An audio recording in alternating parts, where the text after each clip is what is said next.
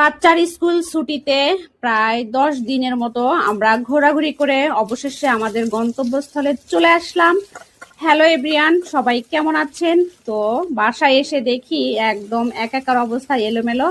আমার মনে হয় সবারই একই অবস্থা। সো এই মুহূর্তে আসলাম, এসে রান্না শুরু করে দিয়েছি।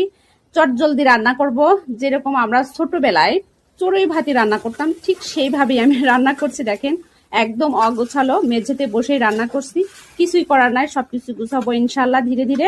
সো কথাই বলে না, আগে পেট শান্তি তো দুনিয়ার শান্তি। আগে পেটকে শান্তি করার জন্য রান্না বান্না করে নেই, পরে দেখা যাবে, ধীরে ধীরে গুছিয়ে নিব সব কাজ। তবে আসার সময় আবার সাথে কিন্তু মেহমানও চলে আসছে। আমরা আবার তাদের বাসায় গিয়েছিলাম, তাদেরকেও সাথে নিয়ে আসছি। সো এভাবেই আমরা ঘোরাঘুরি করলাম, এনজয় করলাম। তাড়াহুড়া করে এই জন্য চিকেন রান্না করলাম, কারণ আমার বাচ্চা আবার চিকেনটাই বেশি পছন্দ করে। আর সহজ, এটাই সহজ, ফ্রিজে ছিল, তাড়াহুড়া করে বের করে এটাই রান্না করছি।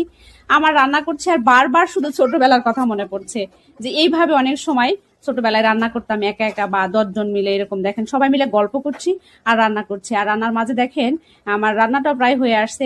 এক চুলায় দিয়েছি ভাত, অন্য চুলায় দিয়েছি এরকম চিকেন রান্না করছি। সো দেখেন, মার্শাল্লাহ আমি রান্না করে ফেললাম। তো সবার দিনটা কেমন কাটলো অবশ্যই জানাবেন। আল্লাহ হাফেজ।